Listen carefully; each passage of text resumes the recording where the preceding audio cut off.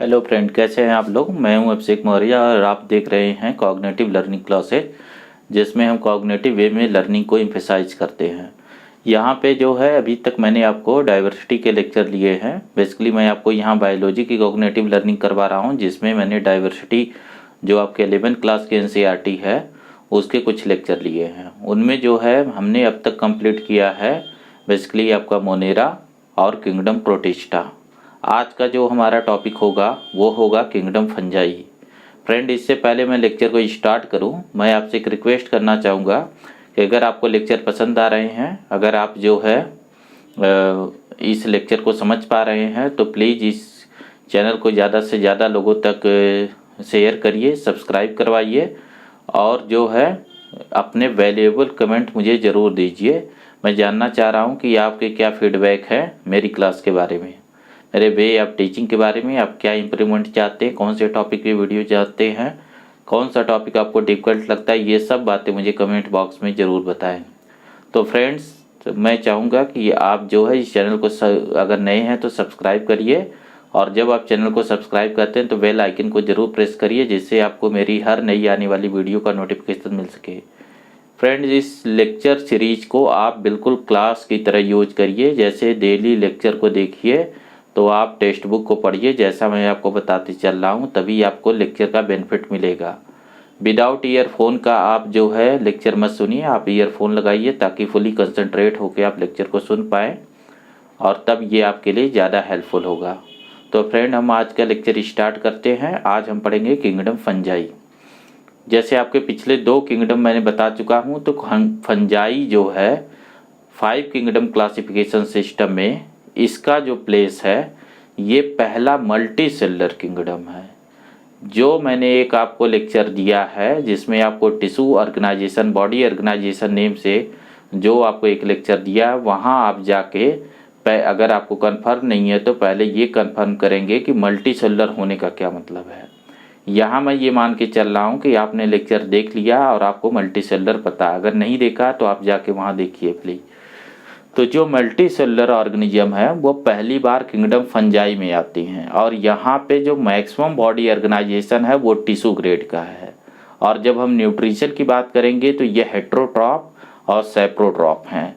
तो कुछ common feature हमें पहले से ही पता लग गए, जैसे कि ये मल्टी सेलुलर हैं, और मल्टी सेलुलर में भी इनका जो बॉडी ऑर्गेनाइजेशन है वो मैक्सिमम टिश्यू ग्रेड का है, टिश्यू ग्रेड की बॉडी ऑर्गेनाइजेशन है। ठीक है, इसके अलावा ये यूकैरियोट तो हैं ही, क्योंकि यूकैरियोट ही मल्टी सेलुलर होते हैं, जो मैंने आपको बता दिया है कि ये यूकैरियोटिक सेल्स हैं। और जो यहाँ न्यूट्रिशन है वो हेट्रोट्रॉपिक है, और हेट्रोट्रॉप में भी यहाँ पे जो न्यूट्रिशन होता है वो सेप्रोट्रॉप होता है। अब जो फ्रेंड न्यूट्रिशन वाली वीडियो में आपको बताया था कि ये सेप्रोट्रॉप भी डिपेंड करता है कि ये न्यूट्रिशन कहाँ से ले रहे हैं। सेप्रोट्रॉप का मतलब है कि डाइजेशन जो है वो आउटसाइड बॉडी इनसाइड मीडियम होता है। वो एंजाइम को मीडियम में रिलीज कर देते हैं और वहाँ से वो डाइजेशन करते हैं। तो सेप्रोट्रॉप में जो मीडियम के बेसिस पे जहाँ ये डाइजेस्ट कर रहे होंगे, अगर ये प्लांट को डाइजेस्ट कर रहे होंगे तो इसे आप बोलेंगे सेप्रोफिटिक, जो प्लांट से न्यूट्रिशन ले रहे होंगे। अगर वो एनिमल से कर रहे होंगे तो इसे आप बोलेंगे सेप्रोजोइक। ठीक है, तो इस तरीके से टर्म को डिराइव किया जाता है सेप्रोट्रॉपिक, जिसमें सेप्रोजोइक और सेप्रोफिटिक होते हैं। ठीक है फ्रेंड, यहाँ पे एक चीज़ हम देखेंगे, एक और चीज़ है कि यहाँ सेल वॉल प्रेजेंट होती है। जो बॉडी में सेल में सेल वॉल होती है वो ज़्यादातर काइटिन की बनी होती है, एक पॉलीसैकेराइड का। सेलुलोज की जगह इसमें काइटिन होता है, या फंगल का सेलुलोज इसे बोलते हैं। ठीक है, कई कई बुक में इसे लिखा होगा फंगल सेलुलोज, जिसका जो है कंपोजिशन थोड़ा वेरी करता है स्पीसीज टू स्पीसीज। ठीक है, तो यहाँ पे देखिए मैं आपको ये इसके किंगडम के कॉमन फीचर्स हो गए। अब इनका जो है, जैसा आपको पहले भी बताया गया है कि यहाँ पे क्या क्या चीज़ें पढ़नी हैं, तो जो जो टॉपिक यहाँ पे पढ़ने हैं पहले हम उसे नोट डाउन कर लेते हैं ताकि आपको आसानी रहे। जो इसके क्लासिफिकेशन आपको पढ़ने हैं, तो इसमें एक ग्रुप है फाइकोमाइसिटीज। फाइकोमाइसिटीज, ये जो माइसिटीज है ना, ये फंगस के लिए यूज किया जाता है। इसके बाद दूसरा ग्रुप है फ्रेंड एस्कोमाइसिटीज, ठीक है। थर्ड वन है इसमें बेसिडियोमाइसिटीज,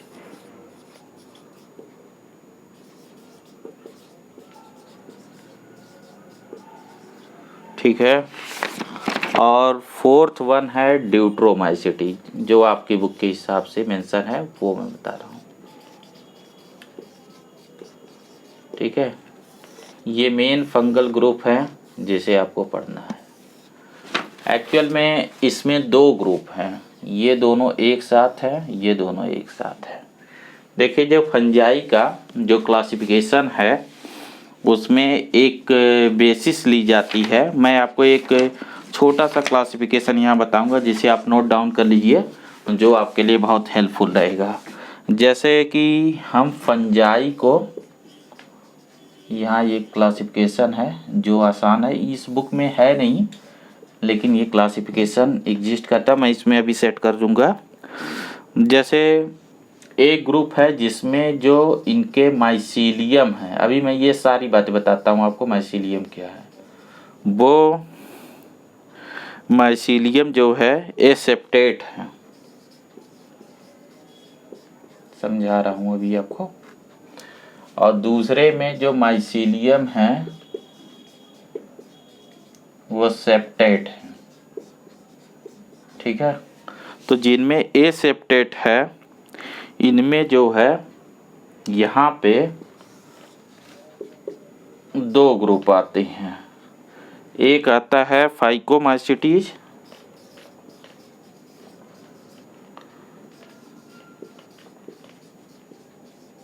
और दूसरा आता है जाइगोमाइसिटीज। ये आपको मेंशन नहीं किया गया है, ये वाली फंजाई जाइगोमाइसिटीज। और यहाँ पे भी दो ग्रुप आते हैं, इनको फर्दर क्लासिफाइड किया गया है on the basis of sexual reproduction. जिनमें सेक्सुअल रिप्रोडक्शन प्रेजेंट है उनको हम बोलते हैं बेसिडियोमाइसिटीज।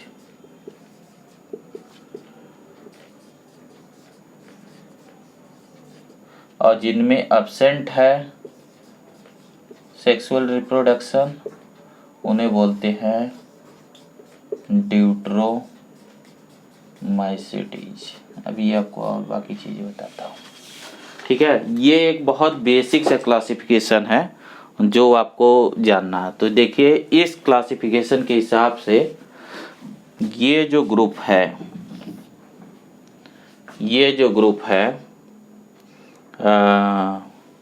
ये आपका जो फाइकोमाइसिटीज है। अच्छा एक और ग्रुप आपका यहाँ बच रहा था ना, जैसे जिनमें प्रेजेंट है एक ग्रुप इसमें और कर लीजिए एस्कोमाइसिटी। देखिए जैसे ये दोनों ये जो ग्रुप है आपका फाइकोमाइसिटीज है, ठीक है। ये वाला ग्रुप यहाँ है, इसका मतलब है कि इनमें एसेप्टेट माइसीलियम होंगी। और ये जो ग्रुप है यहाँ पे एसेप्टेट माइसीलियम है, एक ग्रुप हमने इसे कर दिया। और दूसरे ग्रुप जिसमें सेप्टेट है उसमें जो है सेक्सुअल और एसेक्सुअल स्टेज, जैसे यहाँ पे सेक्सुअल स्टेज एब्सेंट है, ठीक है। तो ये है ड्यूट्रोमाइसिटीज जो आपका ये वाला है। और ये जो सेक्सुअल वाला प्रेजेंट है ये आपकी ये दोनों है, ठीक है। एस्कोमाइसिटीज और बेसिडियोमाइसिटीज, ये सेक्सुअल फंजाई, ये एसेप्टेड कंडीशन और ये इम्परफेक्टाई, ठीक है। ये आपके क्लासिफिकेशन बेसिक आपके बुक में दिए गए हैं। अब इसमें क्या चीज़ें जाननी है, जो इनके बेसिक्स हैं वो मैं बताता हूँ, जो टेक्निकलिटी है, ताकि वो आपके समझ में आए। देखिए इनको थोड़ा सा हटा रहा हूँ मैं, आपने नोट डाउन कर लिया होगा। जैसे कि जो यहाँ पे फंगल बॉडी है उसमें कुछ एक टर्मिनोलॉजी हमें जाननी है। जैसे यहाँ पे इस टाइप की थ्रेड लाइक स्ट्रक्चर्स होती हैं। जैसे ये एक स्ट्रक्चर है, थ्रेड लाइक स्ट्रक्चर है, जिसको हम बोलते हैं फंगल हाइफी। ठीक है, इस तरीके से ये देखिए मल्टी सेलुलर स्ट्रक्चर। यहाँ टिश्यू ना बहुत एलिमेंट्री ग्रेड का है, जैसे समझिए पैरेनकाइमेटस टिश्यू है। ये एक हाइफा है, अगर सिंगुलर है तो हाइफा, प्लूरल है तो हाइफी। इसमें ये कई सारी सेल है और ये सेप्टेट है। सेप्टेट आप किसे बोल रहे हैं, ये चीज़ सेप्टम है, जो पार्टीशन है ना उसको सेप्टम बोला जा रहा है। ये भी देखिए ये दूसरा जो है हाइफी है, यहाँ पे ये न्यूक्लियस इसमें इस तरीके से स्कैटर्ड हैं। एक कॉमन जो है साइटोप्लाज्म में न्यूक्लियस जो स्कैटर्ड है, इसको बोलते हैं एसेप्टेट। ये एसेप्टेट माइसी हाइफी है।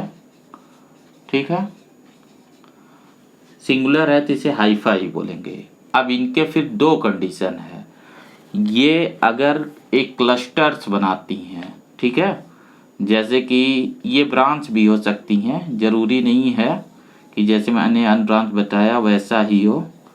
जैसे इस तरीके से इनके कई सारे ऐसे ब्रांचिंग, ठीक है, जैसे ये स्ट्रक्चर है, देखिए आप। अब मैं यहाँ पे न्यूक्लियस न बनाते हुए मेन जो है हाइफी को शो कर रहा हूँ। ये जो स्ट्रक्चर है जो एक रेटिकुलम लाइक जाल जैसी स्ट्रक्चर बन जाती है, इसको हम बोलने लगते हैं माइसीलियम। एक्चुअल में क्या होता है ना, हाइफी इंडिविजुअल एग्जिस्ट नहीं करता है, एग्जिस्ट यही करता है। जब ये एसेप्टिक कंडीशन है ना ये वाला, तो इसके लिए एक नेम होता है सिनोसिटिक कंडीशन। सिनोसिटिक कंडीशन, और ये सेलुलर है, इसमें जो है अलग अलग सेल हैं और सेप्टम है। तो जो क्लासिफिकेशन में ये सेप्टेट मेंशन किया जा रहा है ना वो ऐसा दिखेगा, और माइसीलियम ऐसी हो जाएंगी, और जो ए सेप्टेट है वो ऐसा दिखेगा, और ये सिनोसिटिक कंडीशन रहेंगी। यहाँ पे देखिए, यहाँ पे जो फर्दर क्लासिफिकेशन है ना वो इनके स्पोर के बेसिस पे, उनका स्पोर कैसा है। जैसे यहाँ बेसिडियम, चलिए मैं ये डिटेलिंग बाद में करता हूँ। एक चीज़, एक कॉन्सेप्ट आपको आ गया, स्पोर, पहले मैं वो समझा दूँ स्पोर क्या है। देखिए ये जो टॉपिक है ये आपको कई बार आएगा, कई जगह आएगा। ये की कॉन्सेप्ट है, इसे आपको थोड़ा जानना है, ये बड़ा इम्पोर्टेंट टॉपिक है स्पोर। स्पोर वर्ड कई बार आएगा और डिफरेंट टाइप के स्पोर्स होंगे। ठीक है, स्पोर क्या होते हैं, तो स्पोर फ्रेंड एक तरीके के प्रोपाग्यूल्स होते हैं, आपको याद रखना है, यानी प्रोपागेशंस के लिए यूज होते हैं। ये एक सेलुलर स्ट्रक्चर होती है जिसमें जो है सेल्स होते हैं, और इसमें एक रेजिस्टेंस वाल होती है, और इसमें एक जर्मिनल न्यूक्लियस और साइटोप्लाज्म होता है, न्यूक्लियस होता है, और ये एक जो है डोरमेंट फेज को मेंटेन करता है। जनरली ये डोरमेंट फेज को मेंटेन करता है। ये बेसिक्स है। जैसे अगर मैं ये एक स्पोर बना रहा हूँ तो इसे बोलेंगे स्पोर की वाल। ठीक है, ये स्पोर की वाल है, ये इसकी साइटोप्लाज्म है। ठीक है, ये इसका न्यूक्लियस है। ठीक है, अब इन स्पोर को ना कई पार्ट में हम क्लासिफाइड करते हैं, कई तरीके से आपको स्पोर्स बताया जाता है। जैसे स्पोर को कई सारे क्लासिफिकेशन है। जैसे स्पोर जो है एक होता है कि मोटिलिटी पे बेस, जैसे एक होता है ए प्लानोस्पोर जिसमें लोकोमोशन ना हो, और दूसरा होता है प्लानोस्पोर मतलब जो मूव कर सके। इनमें देखिए लोकोमोशंस प्रेजेंट होगा, ठीक है, और यहाँ पे एब्सेंट होगा। अब जो ये हैं इनके लिए एक नेम दे दिया जाता है जूस्पोर, एनिमल लाइक फीचर्स। जैसे ये स्पोर्स है और इसमें जो है ये सीलिया या फ्लैजिलम, ठीक है, फ्लैजिलम ऐसे कोई चीज़ होती है जिससे ये मूव कर सके। इसके अलावा एक और जो है यहाँ पे एक और डेफिनीशंस है, वो भी आप देख लीजिए। ये सब यहाँ ज़रूरत पड़ेगी। इन्हीं डेफिनीशन को अगर आप जान रहे होंगे ना तो इसमें जो लिखा होगा सब आपको आ जाएगा तुरंत। ये छोटे डेफिनीशंस की बस वो रहती है। एक और तरीका है स्पोर एक सेल है। तो बायोलॉजी में एक फ्रेज है ओमनीसेल्ला इसेल्ली। इसका मतलब होता है every new cell is rises from pre existing cell. कोई भी सेल पहले से जो सेल है उससे बनती है थ्रू सेल डिवीजन। तो स्पोर भी एक सेल है, तो इसका फॉर्मेशन कैसे होगा? सेल डिवीजन से। सेल डिवीजन दो तरीके की यूकैरियोट में है, मियोसिस या माइटोसिस। तो इस बेसिस पे एक माइटोस्पोर होती हैं, ठीक है, और एक होते हैं मियोस्पोर, ठीक है। एक माइटोस्पोर एक मियोस्पोर। मियोस्पोर का मतलब जो मियोसिस का प्रोडक्ट हो, माइटोस्पोर का मतलब जो माइटोसिस का प्रोडक्ट हो। मियोस्पोर जनरली सेक्सुअल रिप्रोडक्शन में बनते हैं और माइटोस्पोर जनरली जो है एसेक्सुअल रिप्रोडक्शन में बनते हैं। मैं जनरली वर्ड यूज कर रहा हूँ, ये ज़रूरी बात नहीं है, ठीक है, वो कंडीशनल है, वो मैं आगे समझाऊंगा। नेक्स्ट जो है स्पोर को एक और तरीके से हम क्लासिफाइड करते हैं कि स्पोर बनाने वाली स्ट्रक्चर के बेसिस पे, on the basis of spore creating structure, वो स्पोर का क्रिएशन कहाँ पे हो रहा है, इसके बेसिस पे एक होता है एक्जोस्पोर और दूसरा होता है एंडोस्पोर। देखिए जो एक्जोस्पोर होता है ना, ये बॉडी के सरफेस पे बनता है, बॉडी के सरफेस पे बनते हैं, ठीक है, और ये इनसाइड बॉडी बनते हैं। अब ये इनसाइड बॉडी बनते हैं तो इनके लिए स्पेशल फ्रूटिंग बॉडीज होती है जिसमें ये स्पोर्स बनते हैं। इसके बेसिस पे इनके फिर से फर्दर कैटेगराइजेशन है।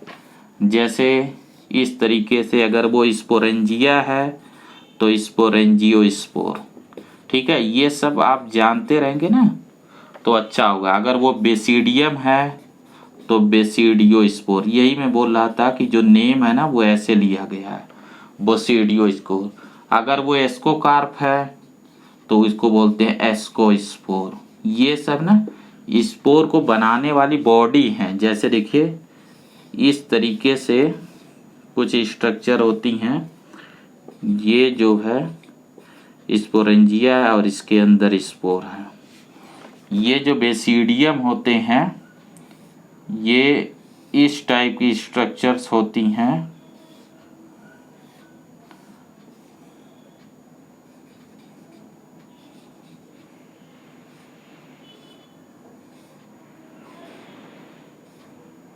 इस स्ट्रक्चर को बेसिडियम बोला जाता है। और एस्कोस्पोर्स फ्रेंड कुछ ऐसा होता है, कप लाइक स्ट्रक्चर्स होता है और इसके अंदर बहुत सारे स्पोर का फॉर्मेशन हो रहा होता है। तो इस भी आप स्पोरेंजियोस्पोर, बेसिडियोस्पोर, एस्कोस्पोर्स ऐसा नाम देते हैं। और इन स्ट्रक्चर को जिसमें ये बन रहे हैं इन्हें हम बोलते हैं यहाँ पे फ्रूटिंग बॉडीज, ठीक है। तो on the basis of fruiting bodies जो इनसाइड किसी स्ट्रक्चर के अंदर बन रहे एंडोस्पोर है, और वो स्पोरेंजियोस्पोर, बेसिडियोस्पोर, एस्कोस्पोर्स कुछ भी हो सकता है, वो डिपेंड करेगा वो किस टैक्सॉन से रिलेटेड है। अब जो बाहर हैं सरफेस पे ना, तो इनके फॉर्मेशन के बेसिस पे इनके भी नेम है। जैसे आपको एक मेंशन है कोनिडियोस्पोर, कोनिडियोस्पोर्स, ये कोनिडियम से बनते हैं। जैसे इस तरीके से ये फंगल फिलामेंट है और इसके ये जो सरफेस है ये धीरे धीरे स्पोर में कन्वर्ट होने लगा, तो इनके लिए टर्म यूज किया जाता है कोनिडियोस्पोर्स। ये किसी चीज़ से कवर नहीं होते हैं, ये जस्ट आउटर बॉडी ही कन्वर्ट हो गई है किसमें, स्पोर्स में। फ्रेंड ये स्पोर बहुत ही रेजिस्टेंस नेचर के होते हैं, मतलब जैसे सीड पड़ा होता है ना सालों साल, वैसे ये स्पोर भी पड़ा होता है सालों साल। वो जर्मिनेट नहीं करता। जब फेवरेबल कंडीशन आती है, फेवरेबल कंडीशन का बायोलॉजी में कई बार यूज होगा। फेवरेबल कंडीशन का मीनिंग ये होता है कि वो डिपेंड करता है ऑर्गेनिज्म पे। जैसे प्लांट है, कोई भी प्लांट है, जैसे हर आदमी का फेवरेबल कंडीशन अलग होता है ना। जैसे मैं बोलूँगा आपके लिए फेवरेबल कंडीशन क्या है, जो आप पसंद करते हो, ऐसे सीड को जर्मिनेट करने की फेवरेबल कंडीशन क्या है। एक टेम्परेचर चाहिए उसे, एक आपने पढ़ा होगा एक लाइट डे का एक कॉम्बिनेशन चाहिए और वाटर की अवेलेबिलिटी चाहिए। ऐसे स्पोर को भी जो फंगस है उसे ग्रो करने के लिए high humidity condition, high temperature और मॉइस्चर की ज़रूरत होती है। जब ये मिलता है तो ये स्पोर जर्मिनेट करते हैं और जो है पहले हाइफी बनते हैं और हाइफी बाद में माइसीलियम बनते हैं। ठीक है फ्रेंड, ये जो हाइफी या माइसीलियम जो मैं आपको बोल रहा था, जैसे मैं यहीं पे इसे थोड़ा एक डायग्रामेटिक समझाऊं।